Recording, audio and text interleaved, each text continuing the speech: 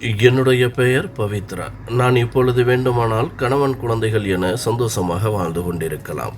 ஆனால் என்னுடைய கடந்த கால வாழ்க்கை நரகத்திற்கு நிகரானது என்றால் அது மிகையாகாது. அவ்வளவு கொடுமைகளும் சோகங்களும் நிறைந்து இருந்தன. என்னுடைய 7 வயது இருக்கும் பொழுதே எனது அப்பா இறந்து விட்டார். அதன் பிறகு எனது அம்மா தான் என்னை வளர்த்து வந்தார். அவர் பள்ளிக்கூடத்தில் சமையல் செய்யும் வேலையை செய்து வந்தார். அது அரசாங்க உத்தியோகம்தான். ஓரளவு நல்ல சம்பளமும் கிடைத்தது. அதனால் பெரிதாக நாங்கள் எதுவும் கஷ்டப்படவில்லை. எங்கள் வீட்டில் நான், அம்மா மற்றும் சித்தப்பா சித்தி அவர்களின் குழந்தை என கூட்டு குடும்பமாகத்தான் வசித்து வந்தோம். தாத்தா பாட்டி நான் இருப்பதற்கு முன்பே இறந்து விட்டனர். அதன் பிறகு எனது அப்பா தான் அந்த குடும்பத்திற்காக உழைத்து குடும்பத்தை பார்த்து வந்தார்.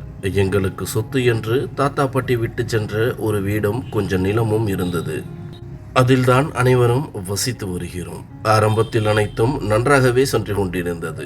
எனது அப்பா இறந்த பிறகு கூட சில வருடங்கள் நன்றாகவே இருந்தனர். காரணம், எனது அம்மா வாங்கும் அனைத்து சம்பாத்தியத்தையும் குடும்பத்திற்காகவே செலவு செய்தார். அவர் எந்த வேறுபாடும் பார்க்கவில்லை. அதன் பிறகுதான் அனைத்தும் மாறத் தொடங்கின. எனது அம்மாவிற்கு தீராத வியாதி ஒன்று வந்தது. சில மாதங்களில் அவர் படுத்த படுக்கையானார். அவரால் வேலைக்கு செல்ல முடியவில்லை. அதனால் எங்களின் முழு குடும்பமும் வறுமையில் சிக்கியது. ஆரம்பத்திலிருந்து சித்தப்பா எந்த வேலைக்கும் செல்ல மாட்டார். தனியாக தொழில் தொடங்குகிறேன் என்ற பெயரில் நிறைய பணங்களை அளித்ததுதான் மிச்சம். அந்த பணம் அனைத்தும் எனது அப்பா அல்லது எனது அம்மா கொடுத்ததாகத்தான் இருக்கும். இருந்தாலும் அம்மா கணவரின் குடும்பம்தானே என்று பெருந்தன்மையுடன் அவர்களையும் வைத்து சமாளித்து வந்தார். எப்பொழுது எனது அம்மா படுக்கையில் விழுந்தாரோ அப்பொழுதிலிருந்தே வீட்டில் உள்ளவர்களின் குணமும் கொஞ்சம் கொஞ்சமாக வெளியே வர ஆரம்பித்தது. அம்மா நோய்வாய்ப்பட்டிருந்தாலும் அவருக்கென்று தனியாக பென்ஷன் வந்து கொண்டுதான் இருந்தது. அதை வைத்துதான் மருத்துவ செலவு பார்த்து வந்தோம். அனைத்து பணமும் மருத்துவ செலவுக்கு போனதால் குடும்பத்திற்கென்று எதுவும் ஒதுக்க முடியவில்லை. இதனால்தான் அவர்களுக்கும் கோபம் உண்டானது. எனது அம்மா வேலைக்கு செல்வதை நிறுத்திய பிறகு எனது சித்தப்பா சித்திக்கு நாங்கள் சுமையாகி போனோம். அந்த வீட்டில் அவர்களுக்கு எவ்வளவு உரிமை உள்ளதோ அதே அளவு எங்களுக்கும் இருந்தது. எப்பொழுதும் என்னிடம், உனது அம்மாவை நாங்கள் கவனித்துக் கொள்ள முடியாது, வேண்டுமென்றால் நீயே உடனிருந்து கவனித்துக்கொள் என்று திட்டவும் ஆரம்பித்தனர். இதனால் எனது படிப்பை பாதையிலேயே நிறுத்திவிட்டு முழு நேரமாக அம்மாவை கவனிப்பதற்கு தொடங்கினேன். அப்பொழுது எனக்கு வயது 16. அம்மாவிற்கு நன்றாகவே தெரிந்திருந்தது தான் இறந்த பிறகு நான் எவ்வளவு கஷ்டப்படப் போகிறேன் என்று. அவரால் பேச முடியவில்லை என்றாலும் என்னை பார்த்து பலமுறை கண்ணீர் வடித்ததுண்டு. அவரின் கண்ணீரை என்னால் புரிந்து கொள்ள முடிந்தது. இப்படியே சில மாதங்கள் நகர ஒரு நாள் எனது அம்மா நிரந்தரமாக மூச்சு நிறுத்தி கொண்டார். அவரின் இழப்பு எனக்கு ஈடு செய்ய முடியாத இழப்பாக இருந்தது. நான் முற்றிலுமாக உடைந்து போனேன். அம்மாவின் உடலை கட்டிப்பிடித்து பல மணி நேரம் அழுது கொண்டிருந்தேன். அருகில் உள்ள பெண்மணிகள்தான் என்னை இழுத்து பிடித்து சமாதானம் செய்து வைத்தார்கள். சித்தப்பாவும் சித்தியும் கூட ஊரார்களுக்கு பயந்து அழுவதைப் போல பாசாங்கு செய்து கொண்டிருந்தார்கள். எனக்கு அப்பொழுது தெரியவில்லை அவர்களால் என் வாழ்க்கை எப்படியெல்லாம் மாறப்போகிறது என்று. அதன் பிறகுதான் எனது வாழ்க்கையும் மாறத் தொடங்கியது. என்னை அவர்களின் வீட்டு வேலைக்காக மட்டுமே பயன்படுத்தி கொண்டனர். சரியாக உணவு கூட கொடுக்காமல் கொடுமையும் செய்து வந்தனர். பலமுறை அது கூட கிடைக்காமல் பட்டினியாக கிடந்ததுண்டு. சித்திதான் அப்படி என்றால் சித்தப்பாவும் அவருக்கு நிகராகவே நடந்து கொண்டார். என்னை பார்க்கும் பொழுதெல்லாம் ஏதாவது மனம் நோகும்படி பேசிவிடுவார். இதனால் நான் பல இரவுகள் அழுததுண்டு. எனக்கு இருக்கும் சொந்தம் என்று சொல்லிக்கொள்ள அவர்களின் குடும்பம் மட்டுமே இருந்தனர். அவர்களை விட்டு வேறு எங்கும் செல்வதற்கு எனக்கு வழியும் இல்லை. கிராமத்தில் வளர்ந்த பெண் என்பதால் அவ்வளவு தைரியமும் எனக்கு இல்லை. வீட்டிற்கு யாரேனும் உறவினர்கள் வந்துவிட்டால் அவர்களின் நடத்தை வேறு மாதிரியாக இருக்கும். வேலை செய்து கொண்டிருக்கும் என்னை பிடித்து நிறுத்தி அவர்களின் அருகிலேயே உட்கார வைத்து வரும் உறவினர்களிடம் தான் இவ்வளவு வேலைகள் செய்வதாகவும் கணவரின் அண்ணனின் மகளை நல்லபடியாக பார்த்து கொள்வதாகவும் வருபவர்களிடம் கூறிக்கொண்டிருப்பார். ஏனென்றால் ஊர்க்காரர்கள் என்ன நினைப்பார்களோ என்ற பயமும் அவருக்கு நிறையவே இருந்தது.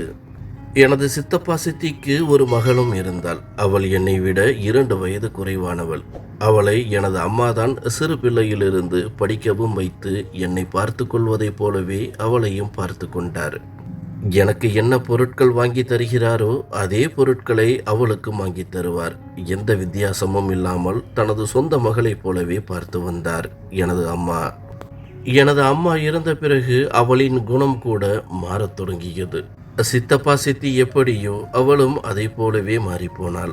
அவள் பங்கிற்கு என்னை குறை சொல்வதும் என்னுடன் சண்டையிடுவதுமாகவே இருப்பாள். அப்பொழுதெல்லாம் சித்தி எனது மகளிடமே சண்டையிடுகிறாயா என 2-3 தடவை என்னை அடித்ததும் உண்டு. ஒரு கட்டத்தில் சித்தி, இங்கு இருக்க வேண்டுமானால் ஏதாவது வேலைக்கு செல், வரும் சம்பளத்தை எங்களிடம் கொடுத்துவிட்டு நீ தாராளமாக இருந்து கொள்ளலாம், இல்லையென்றால் இப்பொழுதே நீ எங்கேயாவது சென்று விடு என நேரடியாகவே கூறத் தொடங்கினார். அப்போதிலிருந்த மனநிலையில் எனக்கு பயம் மட்டுமே அதிகமாக இருந்தது. அவர்களை விட்டு வெளியில் சென்றால் எனக்கு என்ன ஆகிவிடுமோ என்று நானும் சித்தி கூறியதைப் போல கிராமத்தில் கிடைக்கும் வயல்வெளி வேலைகளுக்கு செல்ல ஆரம்பித்தேன். வரும் சம்பளம் அனைத்தையும் சித்தியிடம் கொடுத்து விடுவேன். வேலைக்கு சென்ற நேரம் போக வீட்டில் உள்ள வேலைகள் அனைத்தையும் நானே செய்து வந்தேன். காலங்கள் இப்படியே உருண்டோடியது. எனக்கும் இப்பொழுது 22 வயதாகியது. ஊரில் உள்ள சில உறவினர்களும் எனது திருமணத்தை பற்றி சித்தப்பா சித்தியிடம் விசாரிக்க தொடங்கினர். அவர்கள் சித்தப்பாவிடம், உனது அண்ணனுக்கு சேர வேண்டிய சொத்தை வைத்து உனது அண்ணனின் மகளுக்கு திருமணம் செய்து கொடுத்து விடு, அதுதான் நியாயம். எவ்வளவு நாள் வயதிற்கு வந்த பெண்ணை வீட்டில் வைத்திருப்பீர்கள் என்று கேள்விகளை கேட்க சித்தப்பாவும் வேறு வழியில்லாமல் சீக்கிரம் திருமணம் செய்து கொடுத்து விடுகிறேன் என்று உறவினர்களிடம் கூறி வந்தார். சித்தப்பா சித்தியின் மனதில் எனக்கு அவ்வளவு செலவு செய்து திருமணத்தை செய்து வைக்க வேண்டுமா என்ற எண்ணம் மட்டுமே அதிகமாக இருந்தது. எனது சித்தியின் மகளின் பெயர் கீர்த்திகா. சித்திக்கு முதலில் அவளுக்குத்தான் திருமணம் செய்து வைக்க வேண்டும் என்ற எண்ணம் இருந்தது. முதலில் அவளுக்காகத்தான் திருமண வரன்களை பார்க்க தொடங்கினர். எதிர்பார்த்தது போலவே சித்தி மகளுக்கு பெரிய இடத்திலிருந்து சம்பந்தமும் கிடைத்தது. எனக்கு சேர வேண்டிய சொத்தின் பங்குகளையும் விற்று அவளுக்கு நிறைய வரதட்சணை கொடுத்து திருமணமும் செய்து வைத்தனர். ஊரார்கள் என்னை பற்றி கேட்க இன்னும் 4-5 மாதங்களில் எனக்கும் திருமணம் முடித்து வைத்து விடுவதாகவும் வாக்குறுதியும் அளித்தனர். எனக்கும் ஒரு கட்டத்தில் இந்த நரகத்திலிருந்து திருமணம் என்ற பெயரில் விடுதலை கிடைத்தால் போதும் என்ற மனநிலையில் இருந்தேன். தினம் தினம் அவ்வளவு கொடுமைகளை அனுபவித்து வந்தேன். எனது கொடுமைகள் இறைவனுக்கு மட்டுமே தெரியும். ஒரு நாள் சித்தியின் தம்பி வீட்டிற்கு வந்தார். அவரை நான் சிறு வயதில் பார்த்ததுண்டு. அப்பொழுது 2-3 தடவை வீட்டிற்கு வந்திருந்தார். அவரின் பார்வை சரியில்லை என்று எனது அம்மா அவருடன் சண்டையிட, எனது அம்மாவை பகைத்து கொள்ள முடியாத சித்தியும் சித்தப்பாவும் அதன் பிறகு அவரை வீட்டிற்கு வர வேண்டாம் என்று கூறிவிட்டனர். பல வருடங்களுக்கு பிறகு இன்றுதான் அவர் வந்திருந்தார். அவருக்கு ஏற்கனவே திருமணமாகி இருந்தது. அவர் குடிக்கும் அடிமையாகி இருந்தார். அவரின் கொடுமைகள் தாங்க முடியாமல் அவரின் மனைவி அவரை விட்டு பிரிந்து சென்று விட்டார். தற்சமயம் அவர் தனியாகத்தான் வசித்து வருகிறார். அவர் திடீரென சித்தியின் வீட்டிற்கு வந்தது எனக்கு ஆச்சரியமாகவே இருந்தது. அதன் பிறகு சில நாட்கள் வரை எங்களின் வீட்டில்தான் இருக்க தொடங்கினார். ஆரம்பத்தில் நன்றாகத்தான் இருந்தார். ஆனால் போக போக குடித்துவிட்டு வீட்டிற்கு வரத் தொடங்கினார். என்னிடமும் இரட்டை அர்த்தமுள்ள சொற்களை பேச இதை பற்றி நான் சித்தியிடம் முறையிட்டேன். ஆனால் அவர் எதை பற்றியும் கவலைப்படவில்லை. மாறாக எனது தம்பியின் மீது குறை சொல்கின்றாயா என என்னிடமே கோபப்படவும் ஆரம்பித்தார். நானும் அனைத்தையும் பொறுத்து கொண்டு அதே வீட்டில்தான் இருந்தேன். நாட்கள் ஆக ஆக சித்தியின் தம்பியின் நடவடிக்கைகள் அதிகமாக மாறத் தொடங்கியது. யாரும் கண்டிக்காததால் அவர் என்னிடம் நேரடியாகவே தவறாக பேசத் தொடங்கினார். நானும் அவரின் நடவடிக்கைகளை சகித்து கொண்டு இருக்க ஆரம்பித்தேன். ஒரு நாள் எனது சித்தப்பாவும் சித்தியும் ஒரு திருமணத்திற்கு செல்வதற்காக என்னை மட்டும் வீட்டில் தனியாக விட்டுவிட்டு சென்றனர். நானும் அவர்களுடன் செல்வதற்கு கேட்டு பார்க்க அவர்களோ வீட்டில் உள்ள வேலைகளை கவனித்துக்கொள் என்று கூறிவிட்டு சென்றனர். அன்று இரவு பயத்துடன் இரவை கழிக்க, அப்பொழுது சித்தியின் தம்பி பயங்கரமாக குடித்துவிட்டு வீட்டிற்குள் தள்ளாடியபடியே நுழைந்தான். நானும் பயந்து போய் எனது அறைக்குள் சென்று கதவை தாளிட்டு படுத்து கொண்டேன். அவன் என்ன நினைத்தானோ தெரியவில்லை. கதவை வேகமாக தட்டிக் கொண்டிருந்தான். எனக்கும் பயமாகத்தான் இருந்தது. அதனால் கண்களை இறுக மூடிக்கொண்டு பயத்துடன் படுத்திருந்தேன். ஒரு கட்டத்தில் ஓங்கி உதைத்து அறையின் கதவுகளை திறந்து விட்டான்.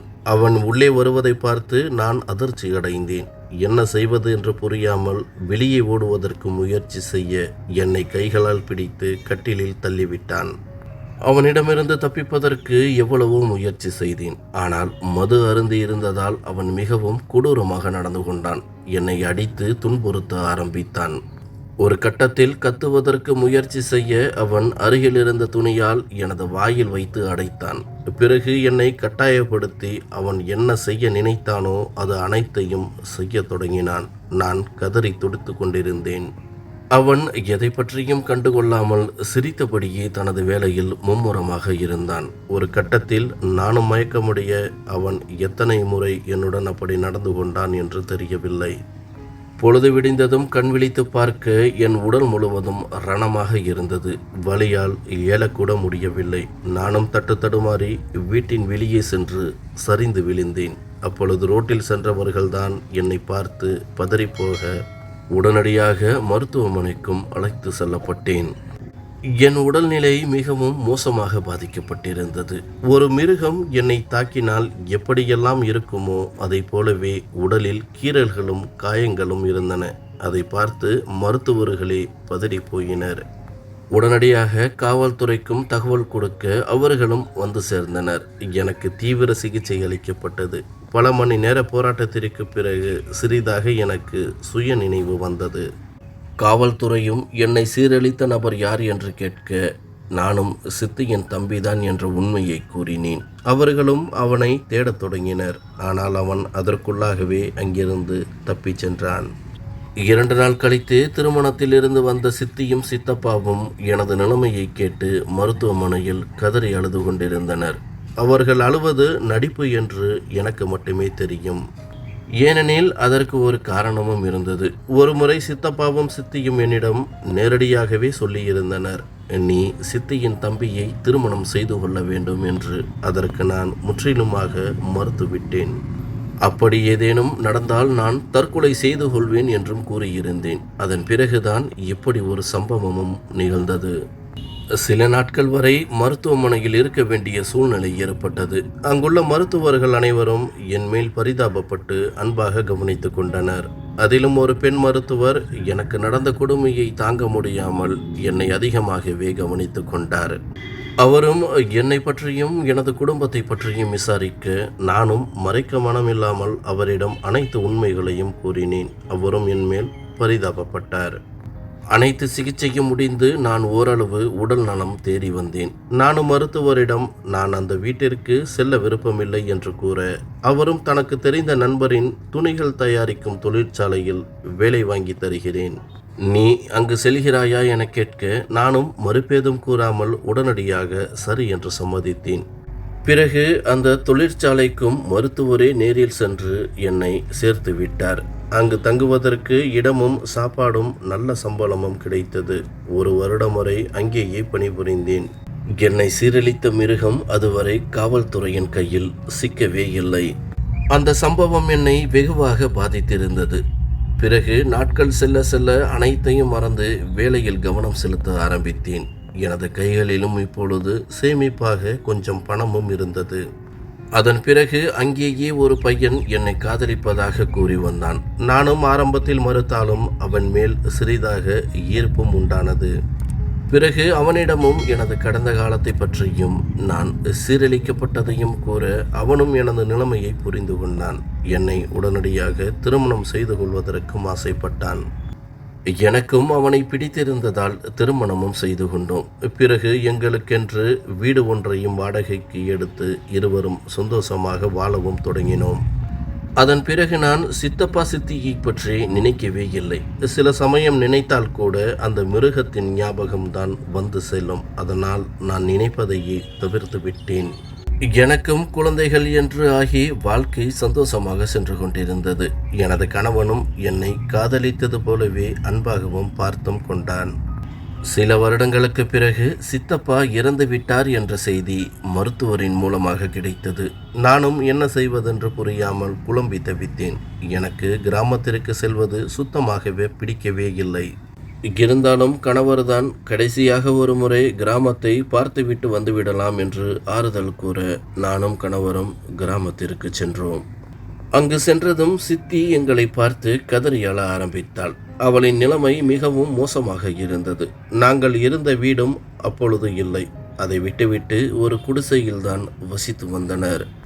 சித்தியுடன் அவளது மகளும் 2 குழந்தைகளும் வசித்து வந்தாள். நானும் என்னவென்று விசாரிக்க ஆரம்பித்தேன். சித்தியும் கதறி அழுது கொண்டே, உனக்கு செய்த துரோகத்திற்கு நல்ல பலன் கிடைத்து விட்டது. நீ சென்ற பிறகு உனது சித்தப்பா முடக்குவாதம் வந்து படுத்த படுக்கையாகிவிட்டார். அவரின் வைத்திய செலவுக்காக நாம் இருந்த வீட்டை விற்க வேண்டிய சூழ்நிலை ஆகிவிட்டது. போதாக்குறைக்கு எனது மகளின் கணவனும் வேறு ஒருவளை திருமணம் செய்து கொண்டு என் மகளை அடித்து துரத்திவிட்டான். அவளும் தற்சமயம் என்னுடன் தான் வசித்து வருகிறாள். இப்பொழுதெல்லாம் குடும்பத்தை காப்பாற்ற நான் தான் வேலைக்கு சென்று வருகிறேன். எனக்கு இப்பொழுது நன்றாகவே புரிந்துவிட்டது. உனக்கு செய்த துரோகத்திற்கு கடவுள் கொடுத்த தண்டனை தான் இது. உன்னிடம் நான் மனதார மன்னிப்பு கேட்டுக்கொள்கிறேன். அன்று இரவு நடந்ததற்கு காரணமும் நான் தான். வேண்டுமென்றே உன்னை மட்டும் வீட்டில் வைத்துவிட்டு திருமணத்திற்கு சென்று விட்டோம். எனக்கு என்ன ஆசை என்றால், எப்படியும் உன்னை எனது தம்பிக்கு திருமணம் செய்து வைத்து விட வேண்டும் என்பதுதான். அதிலும் எனக்கு சுயநலம்தான் இருந்தது. எங்கே உன்னை வெளியில் திருமணம் செய்து கொடுத்தால் உனக்கு சேர வேண்டிய பங்கை கொடுக்க வேண்டும் என்று நினைத்துதான் இவ்வளவு பெரிய கேவலமான காரியத்தை செய்துவிட்டேன். அவன் இந்த அளவிற்கு மோசமாக நடந்து கொள்வான் என்று எனக்கு தெரியவே தெரியாது. உனது வாழ்க்கை இப்படியானதற்கு நான் தான் காரணம் என்று கூறி என்ன நினைத்தாரோ தெரியவில்லை. திடீரென எனது காலில் விழுந்து மன்னிப்பு கேட்டார். நானும் ஒரு நிமிடம் பதறித்தான் போனேன். எனக்கு முன்பே சந்தேகம் இருந்தது, சித்திதான் அப்படி ஏதேனும் ஒரு காரியத்தை செய்திருப்பாள் என்று. இப்பொழுது அது உண்மையாகி போனது. நானும் ஒன்றும் செய்ய முடியாமல் அவரிடமிருந்து நகர்ந்து கொண்டேன். அவரும் வெகு நேரமாக குனிந்தபடியே அழுது கொண்டிருந்தார். எனக்கு அவரை பார்ப்பதற்கே பாவமாக இருந்தது. எப்படி இருந்தாலும் அவர் செய்தது தவறுதான். அந்த தவறிலும் எனக்கு ஒரு நல்ல கணவன் கிடைத்து விட்டான். அதை நினைத்து சந்தோஷப்படுவதா அல்லது எனக்கு நடந்த கொடுமையை நினைத்து வருத்தப்படுவதா என்று கூட புரியாமல் தவித்து நின்றேன். பிறகு எனது கணவர்தான் சித்தியை சமாதானம் செய்து வைத்தார். எனக்கும் அதற்கு மேல் அங்கு இருக்க விருப்பமில்லை. எனது கையில் இருந்த கொஞ்சம் பணத்தை மட்டும் தங்கையின் குழந்தைகளின் கையில் கொடுத்துவிட்டு அவர்களிடம் ஒன்றும் கூறாமல் கணவனை அழைத்து கொண்டு வீட்டிற்கு வந்துவிட்டேன். நான் நினைத்திருந்தால் இது அனைத்திற்கும் காரணம் சித்திதான் என்று காவல்துறையிடம் கூறியிருக்க முடியும். அவருக்கும் தண்டனை கிடைத்திருக்கும். ஆனால் ஏனோ தெரியவில்லை, அவரை பழிவாங்க என் மனம் ஏற்றுக்கொள்ளவில்லை. சித்தியை நம்பி 2 குழந்தைகளும் அவளது மகளும் உள்ளனர். அவர்களின் வாழ்க்கையும் பாதிக்கப்படும் என்று நினைத்து நானும் அமைதியாகிவிட்டேன். எனது கணவரும் அதையேத்தான் யோசித்தார். நண்பர்களே, நீங்கள் சொல்லுங்கள், நான் சித்தியை மன்னித்தது சரியா தவறா என்று. நன்றி.